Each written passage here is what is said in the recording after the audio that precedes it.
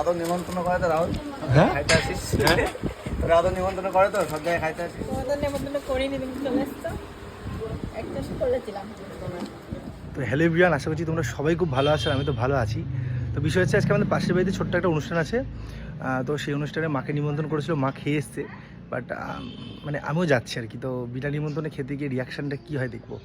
But মানে কিছু বলবেন আমি জানি। তাহলে চলো খেতে যাওয়া যাক। নিমন্ত্রণ করলে খেতে যাওয়া যায়, বাট নিমন্ত্রণ না করে পাশের বাড়িতে আমি খেতে যাচ্ছি। আর আমার বাড়ি তার উল্টো দিকে হচ্ছে এই বাড়িটা।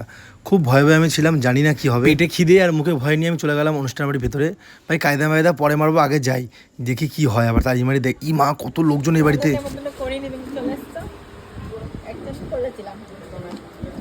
আরে আমি তো বুঝতে পারিনি, মা বললো যে যা খেয়ে আয়, আমি খেতে চলে এসেছি। আমি তো একদিন বলেছিলি, থাক চলে গেলাম তো। চলে এসছো যখন বসো, খেয়ে যাও। আমি তো খেতেই এসেছি, দেখ নিমন্ত্রণ করুক আর না করুক খেয়েই যাবো। সামান্য দুটো খাওয়ার জন্য আমাকে এভাবে অপমান করবে? দেখুন সবাই মিলে কিভাবে আমাকে নিয়ে আলোচনা করছে দেখিয়ে দেখিয়ে।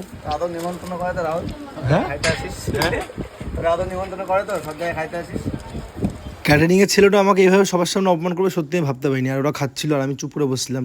দেন তারপরে চুপ করুন তো আমি লজ্জা ফজ্জা বাদ দিয়ে ঘপা ঘপ করে খেয়ে নিয়েছিলাম যা দিচ্ছিল। আর রান্নাগুলো যা হয়েছিল না অসাম মাসাম। পনির, পোলাও, ভাত, ডাল, তারপরে মানে আরও শুক্তো টুক্তো অনেক কিছু ছিল।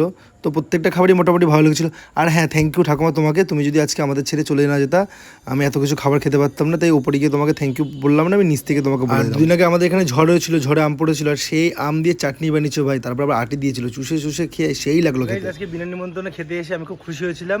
আর এটা হচ্ছে বাড়ির মালিক, আমাকে একটু বকেনি। তো অনেক বেশি থ্যাংক ইউ তোমাদের বাড়িতে আমাকে নিমন্ত্রণ করে খাওয়ানোর জন্যে। তো মাঝে মধ্যে মানে ব্যাপারটা এরকম হয় না, কিন্তু আজকে আমার কপাল ভালো ছিল বলে আমার ম্যাচিং ম্যাচিং পড়েছে নাকি। তো অনেক থ্যাংক ইউ আপনাদের বাড়িতে আমাকে খাওয়ানোর জন্যে। তো যতবার অনুষ্ঠান হবে কোনো বলার দরকার নেই, আমি একাই চলে আসবো। তাহলে টাটা, বাই বাই।